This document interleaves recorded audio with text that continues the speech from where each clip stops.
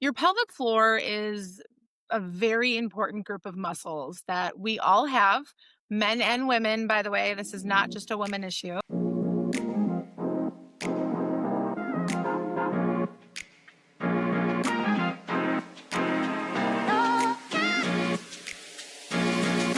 Three, two, one, yeah! You're listening to Squeeze Lines, where truth stings, laughs heal, and nothing's off limits. I'm Tyler, the daughter. I'm Robin, the mom. And if life gives you lemons, We're squeezing lines instead. so grab a seat, open your mind, and get ready to laugh or cry because we're not here to play nice. We're here to get real.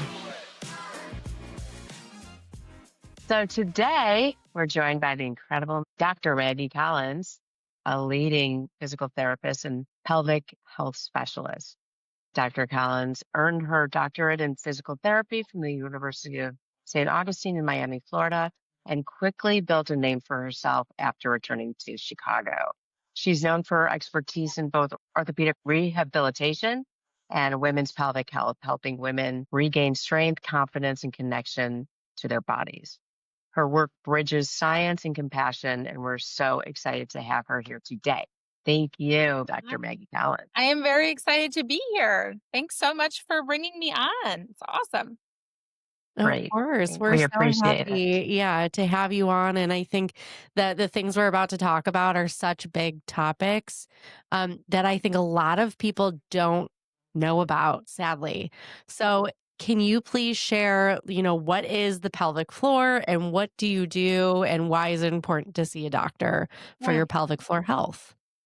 Yeah, great question. So basically, I'm going to try to keep it simple, but your pelvic floor is a very important group of muscles that we all have, men and women, by the way. This is not just a women issue, but men and women Mm. both have a set of pelvic floor muscles, and they're individual muscles, but we never, and they all have like crazy names that kind of sound like Harry Potter spells because they're Latin. So, but we don't we don't really care about them because you can't isolate one muscle from another. Like you use them all as one. So if we just sort of think about the general anatomy of our bodies, we have this bowl shaped pelvis, really. We have these two bones that come together and they form this bowl.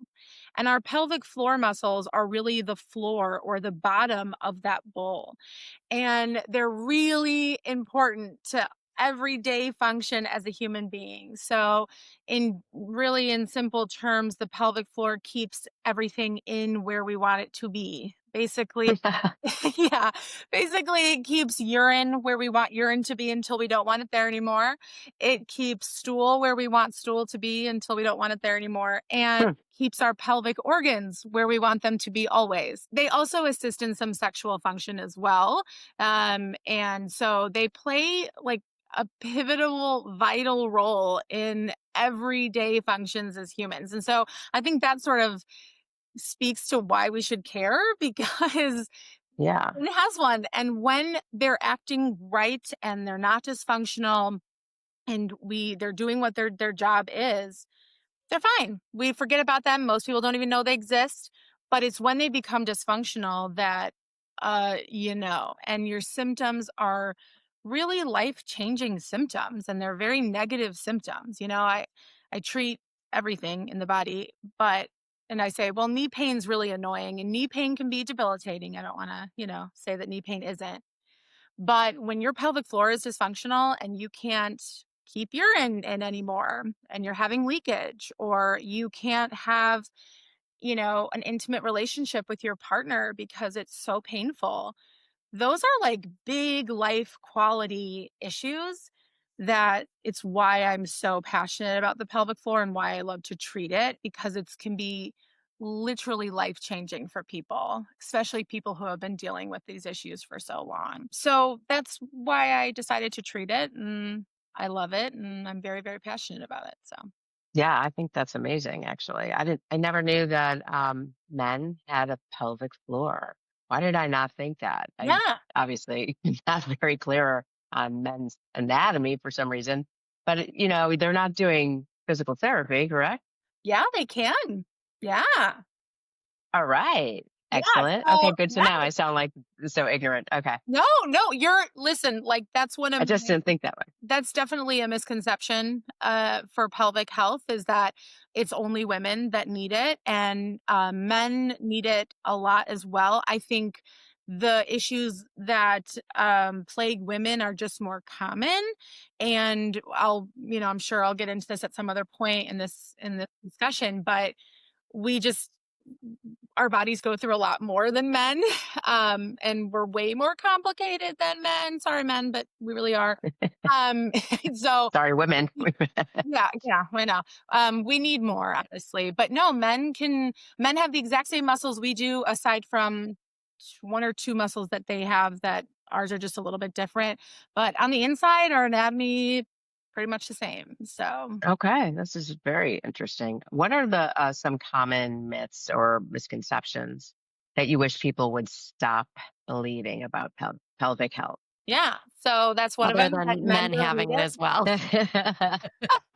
That men absolutely need this as well. So Well, I don't think that's the most, like, I don't know, maybe. yeah.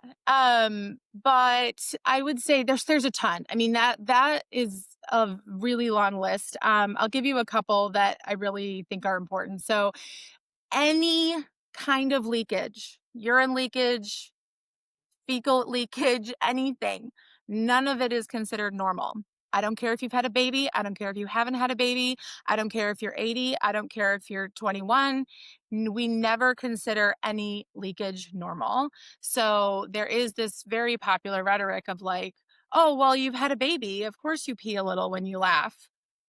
Well, that's actually not normal and you shouldn't live that way. So that's something that I wish people would start to understand, especially women. And I'd also wish doctors would understand that a little bit more too, because it's doctors that are often touting that rhetoric to their patients. Wow, really? Yeah, Meaning like it's okay you had a baby? Really? So it's Wow. okay that you laugh or sneeze and you're peeing in your underpants or whatever. it's very much like, well, you've had a baby. What do you expect? Or, well, you're a woman over the age of 50. Of course, you can't jump on a trampoline without having some leakage. Oh, well, you just Wow. are. They just I dismiss the problems.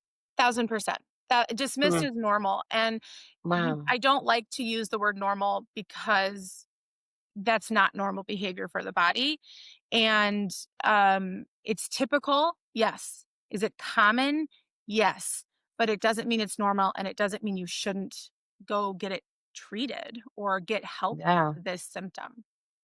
So you must have like a problem, not a problem with doctors, but you must have kind of issues with doctors that dismiss it because Yeah. then it makes your job so much harder. Yep.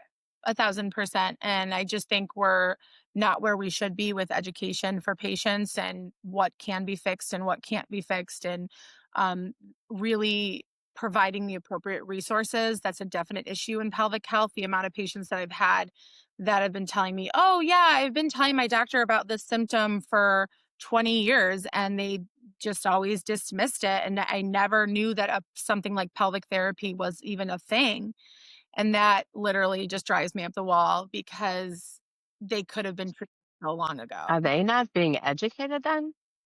Are doctors actually not being educated on pelvic health other than like OBGYNs or? I think that's a problem. And honestly, I I love OBGYNs, but they are one of the biggest culprits of dismissing their patients on this kind of stuff. I Mm, think they don't get enough education on it. I think they, as physical therapists, honestly, in general, we always joke that like doctors should have to have like one day in a physical therapy clinic or something while they're training just to see like what do we do and what does it look like and who do we treat? What can we help with?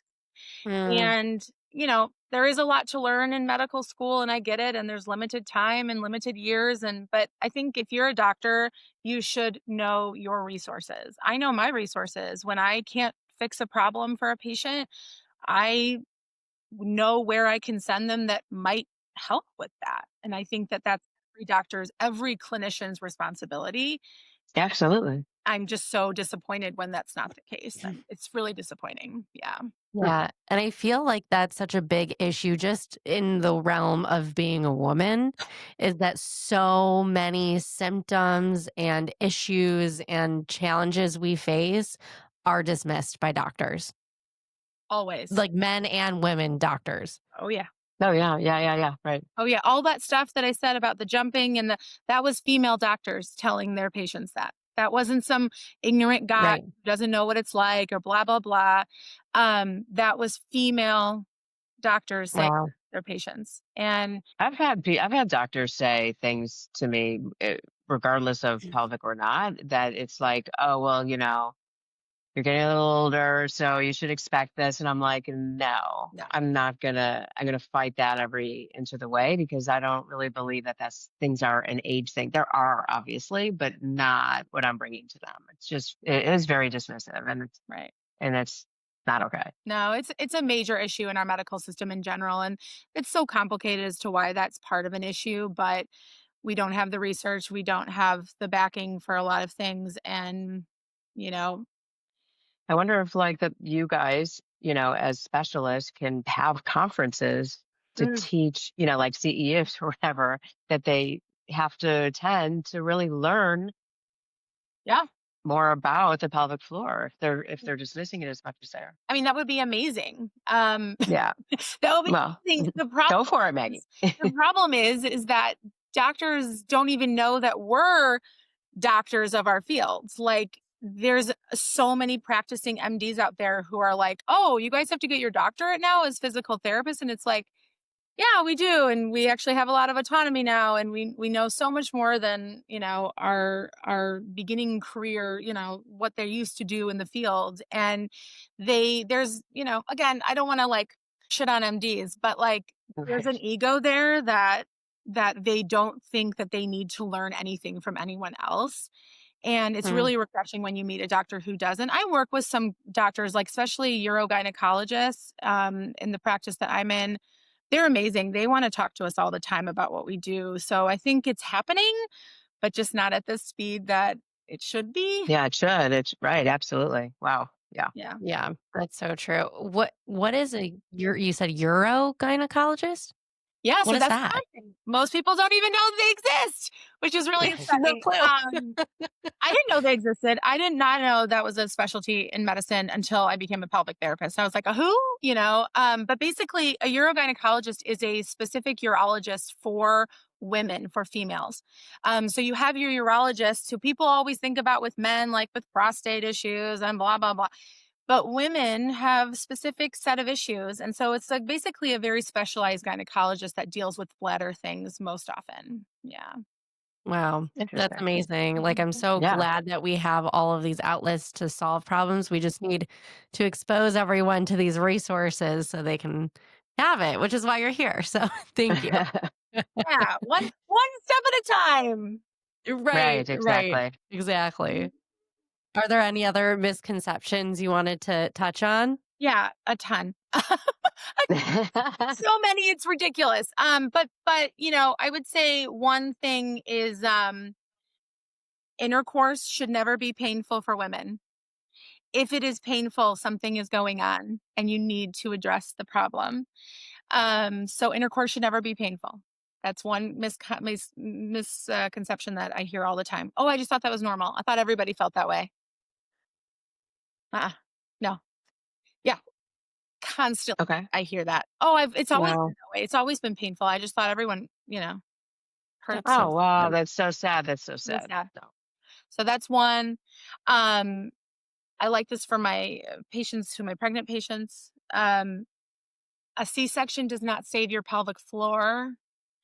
So I Mm, hear that a lot. Oh, well, I had a C-section, so my pelvic floor is fine.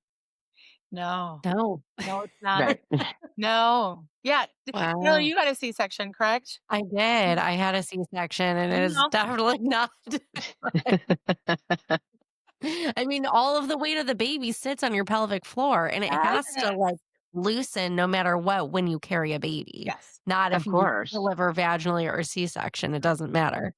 Yeah, and Wow. and I hear that a lot, and it's like you still were pregnant for 9 months, right? Like, it doesn't Right. matter how you got that baby out. You were pregnant for 9 months, and it's the 9 months that does the most damage to the pelvic floor. Yes, with a vaginal delivery, you can tear, you put a lot of stretch on the pelvic floor, but it's not just that. It's the whole pregnancy. So Yeah. that's definitely a misconception that I think a lot of women have about if they've had a C-section. Mm. The other thing with my prenatal patients often is, you know, I'll ask them what their goal is for physical therapy, and they'll say, "Well, I want to get my pelvic floor stronger for delivery." Mm. And I always have to Hmm. stop there and say, "Well, that's not what we're going to do because your pelvic floor muscles, like I said earlier, your pelvic floor is meant to keep things in. And so what that means is your pelvic floor does not assist at all with labor and delivery. All your pelvic floor muscles should be doing when you're trying to get a baby out is to get out of the way. They need to stretch and they need to lengthen and they need to move out of the way. And so, what we tend to do with those types of patients is towards the end of pregnancy, your focus should be shifting to stretching, mobilizing tissue, getting, perineal massages, things like that, that help Mhm. to get that tissue ready to expand like it's never expanded before, right? Yeah. Yay. Yay. Yeah, I know. Isn't that exciting? Yeah, good So times. exciting. So it's like floor needs to be strong for pregnancy. It needs to help support this weight that's going to be there, but that is not the goal. So there's a lot of misconception about that the pelvic floor should be strong for getting a baby out. Mm. It's like the uterus is going to do that no matter what. So it's your Yeah. uterus that does it, not your muscles. So Hmm. yeah, Do you have patients that are not 80 or postnatal or whatever, prenatal, that don't have babies at all, that are maybe in their 20s or 30s? a ton. I have a ton. So that's the thing about pelvic health is that we see a huge variety of patients and they run the gamut of my young patients who I mean I have women in their 20s that have issues with urine leakage. I just had an 82-year-old who was coming primarily for pain with intercourse. And Yay for her. I know I was Sorry. like, good I mean, no, I'm not. for you. I'm upset for her because but good for her that Right. she's We solved it jamming. and she's doing great. We solved it and she's doing fantastic. So Yay. gotta say good for her. And so there's this, there's this misconception that as pelvic therapists, we are literally helping old women stop peeing themselves. And I hate that so much because I see so many different types of patients for so many different types of issues. A lot of, there's definitely trends, right? I do have a lot of older patients who have issues with leakage and like overactive bladder and things like that. And I have a lot of younger patients that have more issues with pain with penetration, and things like that. But there is no average age for any of this. I see it Hmm. all.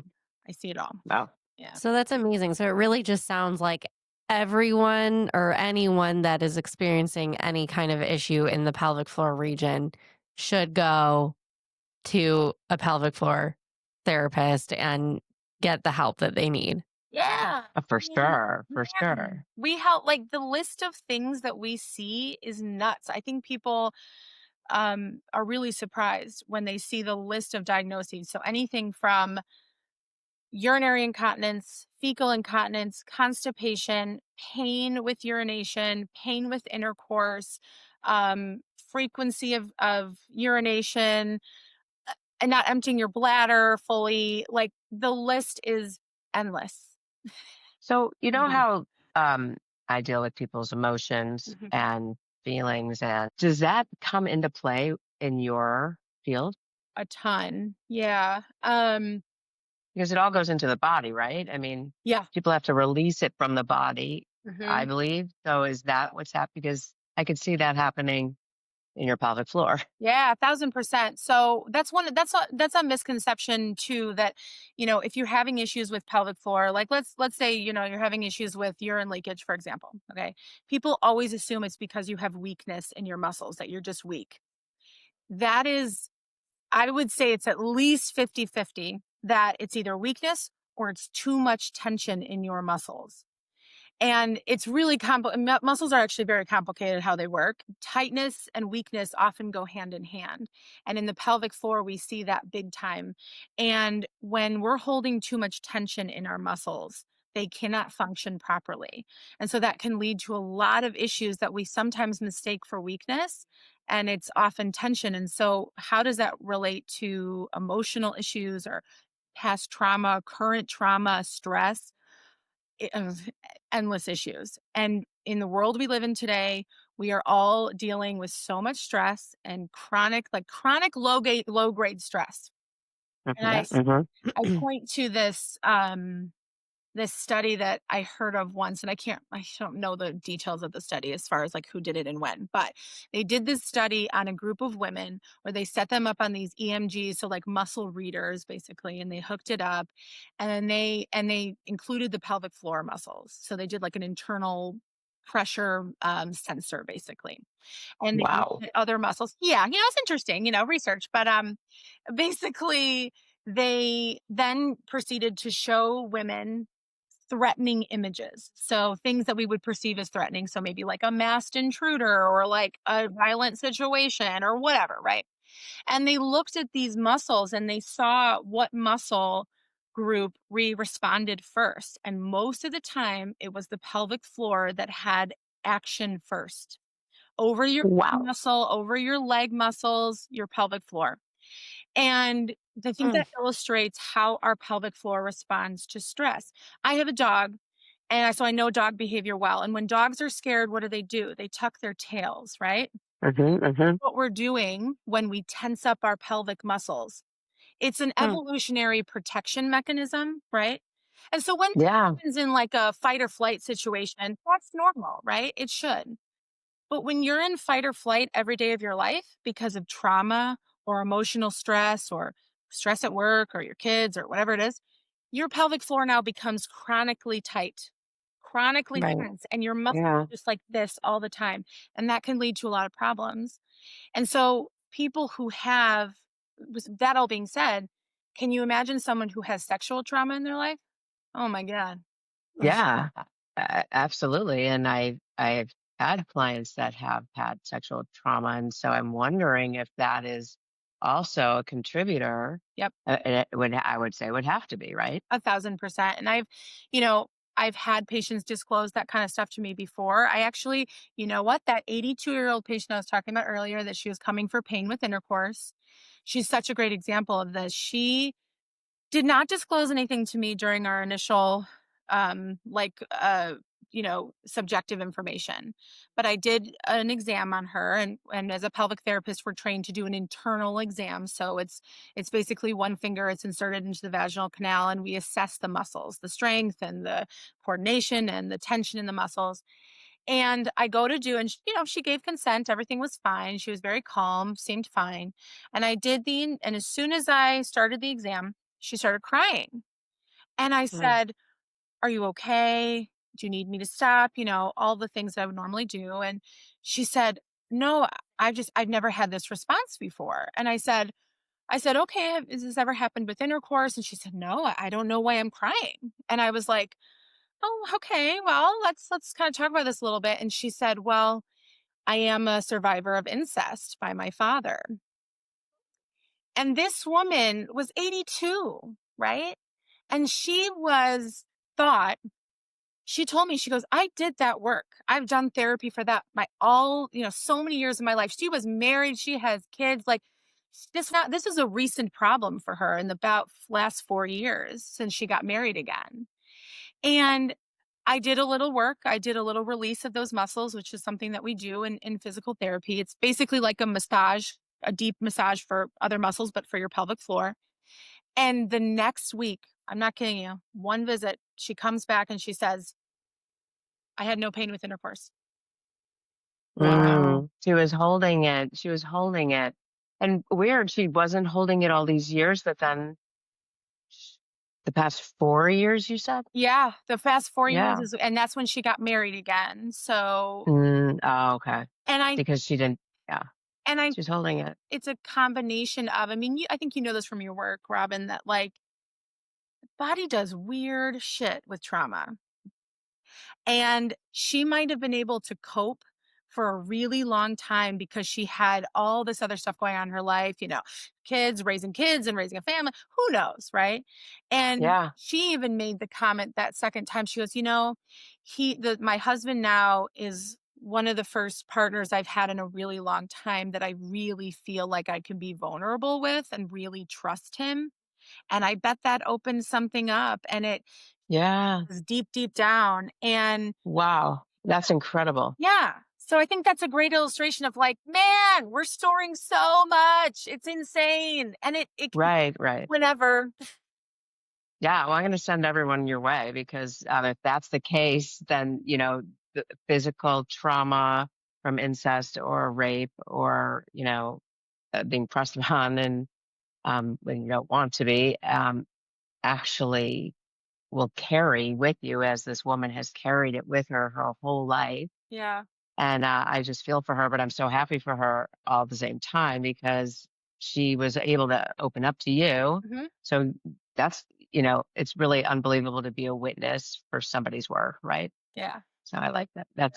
That's fantastic. Yeah. Yeah, that's beautiful. And thank you for sharing that story because I hope that that does resonate with some of our listeners that Mhm. have experienced these, terrible things. Because, Mhm. I don't know the statistics, but it's pretty high for women who experience, or anyone really, but women that experience sexual assault. And, Yep. if they're holding that tension and that pain in their pelvic floor, that's a really great, place to go Mhm. to release not only physically, but I'm sure mentally too. That is just Right. like a whole connection there. So that's I mean, beautiful. right. We go and get massages like I store all my stress in, not all, but a lot of stress in like my feet, like my Mhm. arches, and there's like Yeah. knots, and on the top of my shoulders, Mhm. and sometimes in my like temples. Mhm.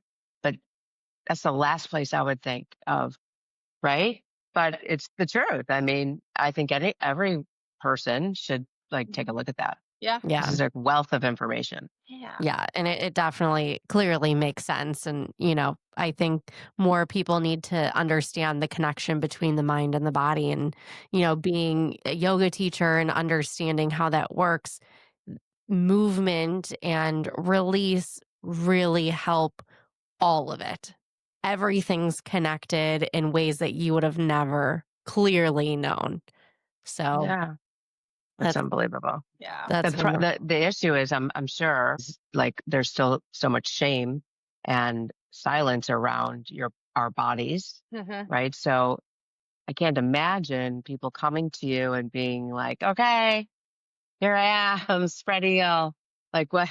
I mean, I'm sure there's some, because that's awesome if that's what they are. I mean, I think that's great, but I feel like it takes a lot to have someone open up within their bodies and like discover what's inside as opposed to like they can talk it out, right? But Mhm. it's very different. So, do you come across a lot of shame based interactions? Yeah, I think that women women in general, because of how our world treats us as women, we have a lot of shame and embarrassment about our bodies. That's one of the things that I take really, really seriously in my practice is how do I make this person comfortable with me enough to share everything? And it's so funny. I would say probably on a weekly basis, probably a little bit more often, honestly, but at least once a week, I hear the exact phrase, now this might be TMI. And I Mm. always stop them and I say, "Da-da. There's no such thing in this room as TMI. I need to know everything. I need to know everything. I'm going to ask you about your bowel movements. I'm going to ask you about your sex life. I'm going to ask you about your bladder habits. Like, I need to know it all because it helps me treat you better and it helps me figure out what's going on because all of those habits are such clues as to what's going on. What is the dysfunction in your body? And is it something that I can help you with, or is it something that I need to refer you on to somebody else? So I think I use humor a lot when it's appropriate because I think as a pelvic therapist you have to have some sense of humor because Absolutely. this is weird. This is weird shit we're talking about. Okay, I Yeah. hear No pun weird intended. things in that. So I we need to have a sense of humor. but then also listening, like, man, you just gotta, I think every clinician has to just listen. Like, if you just stop talking for a second and let your patient tell you what's going on, you'll learn so much more. And like hearing them and saying, I hear what you're telling me, that builds so much trust. And that is essential for the work that I do. And I always, I mean, every time I literally am like, I'm gonna ask you for consent every single visit. And Yeah. I've got a lot of patients who are like, Maggie, yeah, like you can move the sheets. I know you don't have to ask me anymore. And I'm like, no, no, because today might be that day where you don't want to do this all of a sudden, and you have to be totally will like have the right and the autonomy to say, I don't want to do this today. And be like, and I'll be, Right. okay, sounds good. Let's do something else, you know? Yeah. That's Yeah. No, awesome. I think that's very respectful. Of Yeah. course. Yeah. Can you give like a little insight into the things that you do? Because I'm sure for anyone that does feel shame around it or like nervousness about going in, Mhm. to see you, what should we expect? Yeah. I think that's a great question. And I always start every evaluation with, so I'm not sure how much your doctor told you about this. And usually the response is, they told me nothing. So I Right. always say, all right, so let me tell you what we're doing today. And so I always use a pelvic model. After, basically what an evaluation looks like is a ton of questions. Man, it's a lot of talking. I'm going to ask you all these questions about your pelvic history. And then from there, I usually go into a little bit of, I guess I call it a spiel, but like I go into a little bit of a spiel of like, this is what I do. I got special training to do this. Not every physical therapist should be doing this. This is, yeah, your average, run of the mill therapist should not be looking at your pelvic floor. So I kind of explain what that is. I use usually a model to show the anatomy so that you know what's happening. And then I explain the best way for me to assess these muscles is with an internal exam. And I explain what that exam looks like. So again, it's usually one gloved finger. I use lubricant and I insert that finger into the vaginal canal. And that allows me to assess the strength of the muscles, coordination of the muscles, your muscle tone. Like, do you have too much tone? Do you have too little tone? All the things in between. Does it hurt when I palpate these muscles? Right. And so I usually explain that that's the best way for me to assess these muscles. And then I ask if they're okay with that. And I have had most patients, by the time they get to me, most patients are desperate. And so they go, I don't care what you have to do. Let's just do it. But Oh, wow. yeah, I get that a lot. Yeah, whatever. We'll do whatever. But then I have had a few patients who have said, "Oh, I don't know about that. I haven't, I don't know." And I'll usually say, "I'm going to give you I want you to go home and think about it. I don't need to do it today. We can do it whenever." So I want you to think about it. If you come back and you say, I am not comfortable with this, that's okay. We don't have to do it. I might be missing a little bit of information because I can't fully assess the muscles, but I can still treat your symptoms the best I can. And we can do just an external evaluation as well, where it's more of a visual. So I am still going to see your anatomy, but I'm not actually going to insert a finger into the canal. So I think laying out those options are what every pelvic therapist should be doing and what we are really taught to Mhm. do. And so then that's usually what it looks like. And then depending on time, right? How much talking did we get? Which if you've already realized I'm a talker, so there's usually more talking going on. Time is up. Yeah. But whatever I have time for. So, I'll obviously assess the pelvic floor if they're okay with that. I'll also usually assess the abdominal tissue. I need to know what's going on there, especially if you've had a C-section, for example. What's your scar tissue looking like there? I'll sometimes assess lumbar range of motion. I'll assess hip range of motion, strength in your legs. Like the pelvic floor is what we're looking at, but you got to look at head to toe on patients. So Mhm. Mhm. Right. it just depends on what It's all somebody's coming in connected. for realistically. Yeah. Yeah. I like your job. It's very cool. I would imagine that it's like, I mean, it's all women, right? who are Right pelvic now floor? it is. It's all women. I do plan on treating men in the future because they need it too. And they're usually very, very grateful when they can find a pelvic therapist who will treat them because a lot of pelvic therapists do not.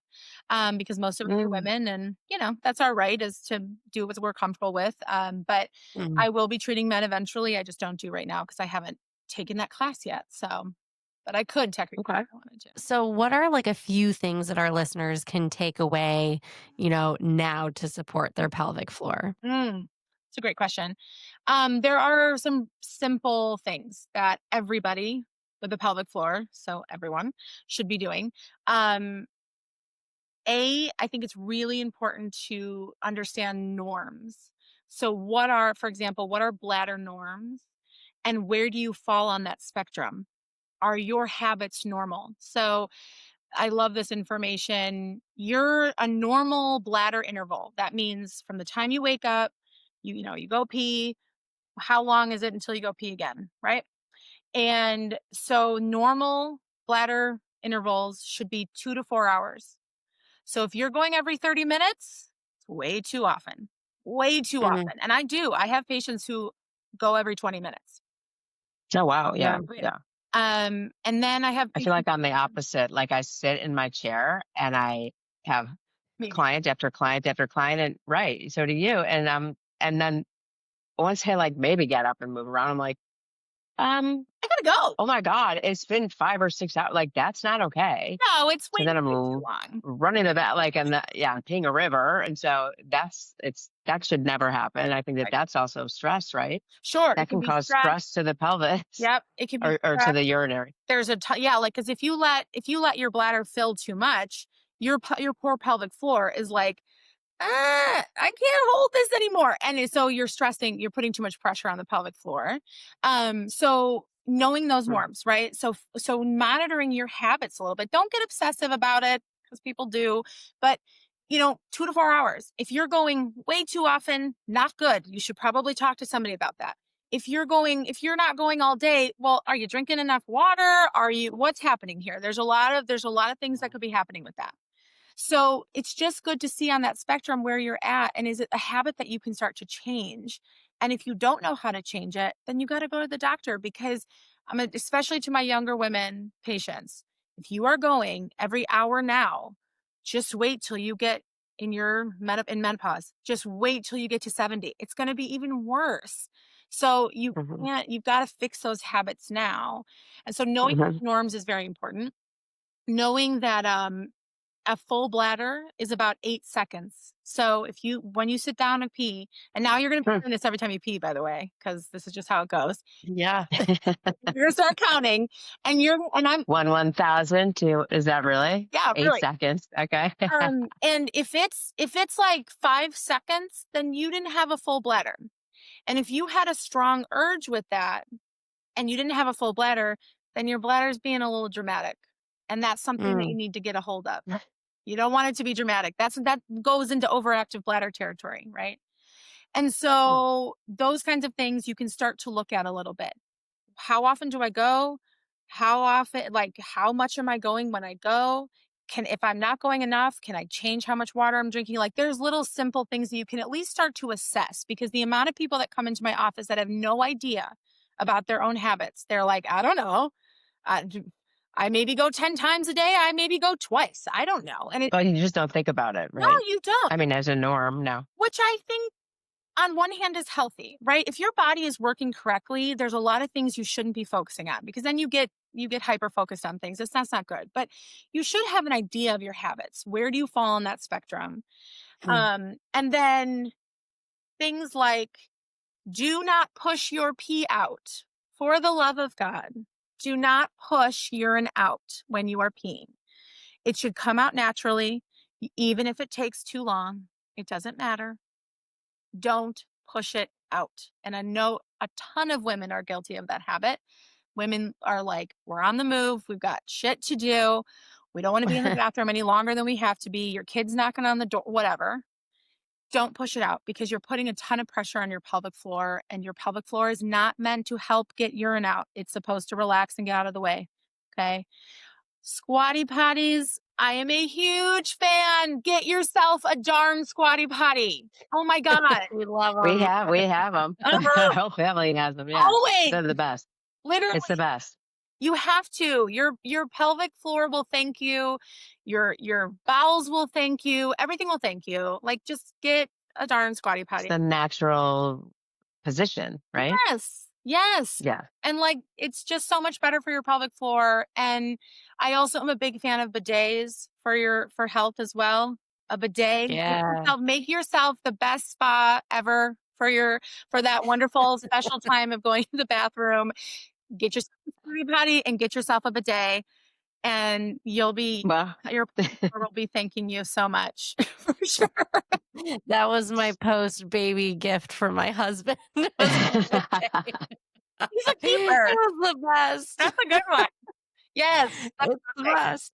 And I think the last thing I would say is do not hold your breath when you are lifting anything. Stop holding your breath. Start thinking about breathing out when you lift, whether that's with exercise or lifting a laundry basket or a heavy bag of groceries. Start paying attention to what you're doing with your breath because it matters so much how much pressure you're putting on your pelvic floor. And especially for women, because we are susceptible to prolapses, pelvic organ prolapses. We already have a lack of integrity in our pelvic floors because we're meant to have a baby. And so stop holding your breath. Use your abdominals, and that will save your pelvic floor for sure. yeah. So, Yeah. people who need you Yes. or who want to, find you, Mhm. you can't just make an appointment with you. You have to get a A referral. referral.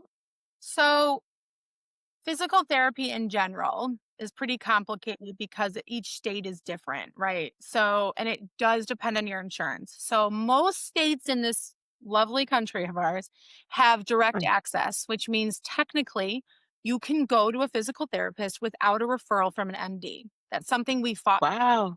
That's one of the reasons why we became doctors, because we wanted more autonomy for our patients where they wouldn't have to do that extra step, right? Mm. So technically Illinois, because we're in Chicago, so technically Illinois has direct access. So you could go without a referral. Um, it does depend on Hmm. your insurance to some extent though. Oh, okay. Big caveat, right? So if you're Medicare, for example, you have to have a referral.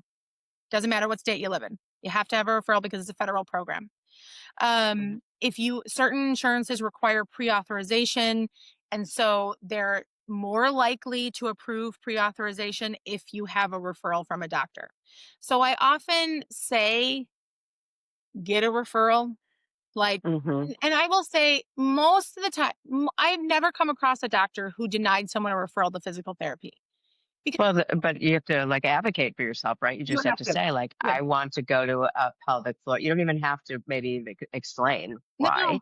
no, most doctors will be like, all right, because Right, I'll write it out. they don't want to deal with the problem, right? Like again, I'm really shitting on doctors, but like they want to just like shift you off to the people that can fix the problem. And they, especially with if it's a PCP, they're like, yeah, sure. What do you want? Okay, sounds good. Because it's not like you're asking to be put on a medication that could potentially have side effects. That's the best, Oh, right. that's the best thing about physical therapy in general is like there's really no negative side effects. There's no I Absolutely not. can't kill you Yeah. with physical therapy. So, you know, but yeah, Yeah. you have to be an advocate for yourself. And so that's like our mission as pelvic therapists is get the word out that we exist and so that patients can go to their doctor and say, "Hey, my sister-in-law, my mother, whoever is going to this thing called pelvic therapy and I think I need it. I think I'd like to see one. Can you put in a referral?"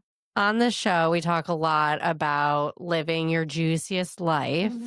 So, what does that mean to you in the context of body connection and healing? Hmm. Um, I think for me, getting to know yourself on a physical, emotional level. So, doing some of the work that, like, being with yourself, being present, even the simple act of, especially for women, knowing who you are, what you look like. And by that, I physically mean taking a mirror and looking at your anatomy. The amount of Totally. women I know that have never done that in their entire lives is mind boggling to me. And so, like, that is the first step to connecting with your body. You have to know your body. And whether that's through, a yoga practice or Pilates or meditation or music, whatever, you have to get to know your body so that you can check in with your body. I Mm. think that's a way to live your juiciest life, is being able to have that relationship with your body so that you can check in. I tell my patients this all the time, especially patients who carry a bunch of tension. Check in, daily basis. What's going on? Are you clenching your abdominals? Because I bet you are. Clenching your glutes? Are you clenching your pelvic floor? Are your shoulders fully up to your ears? Like, checking in and releasing that tension that we've built up over the day. Finding those quieter moments of your life, whether that's during a commute, during, making dinner, whatever it is, right before you go to bed, checking in on yourself. I think that's like something that I work on consistently. I'm not always good at Mhm. it, for sure. There's definitely periods of time where I'm like, something's going on. And I don't really, I'm like a little bit Mhm. disconnected. I don't know what's happening. I don't really want to face that right now. But I think trying always to create that relationship with your body, not just, mentally and emotionally, but physically. Do you know yourself? You should, and you should be confident in your body physically, and what's normal for you, what's not normal for you. And I think that's a way to truly get to that living your juiciest life, for sure. Absolutely. That's like the best answer we could ever hear, actually. Absolutely. We're all about that. Thank you Yeah, so right, right. much. Yeah. Thank you, Dr. Maggie Collins. Yeah. Really appreciate you. Thank you for joining our show. It was a pleasure talking to you and learning so much more. And I hope that this really bleeds out into our listeners and shows them, all the things that they can do to live their own juiciest life and maybe get the help that they need. Yeah, So, absolutely. I Right. hope so. Absolutely. That's the step in the right direction, for sure. Thank you so much for yeah. having me. This was an amazing conversation. Thank you. So, I'm so glad you were able to come on and we appreciate, well, I'm sure we'll have you on again because I think we're going to have some I'm around. follow-up questions from a lot of viewers. So Yeah, thank if you. you Thank have you. Thank you. any if you have any questions and you're a listener, please feel free to email us. We're hellosqueezelimes@gmail.com, or feel free to comment on anything that we have, any platform. But we'll relay any answers, or if we just need to create a whole new episode, we can do that All too. right. That'd be So fun, thank actually. you again, and thank you to our listeners, and we'll see you next time. Take care. Bye. Thank you. Bye. Thanks for hanging out with us. Be sure to follow, subscribe, and share it with someone who needs a good squeeze. Of course, everybody needs one. See you next time on Squeeze Lines.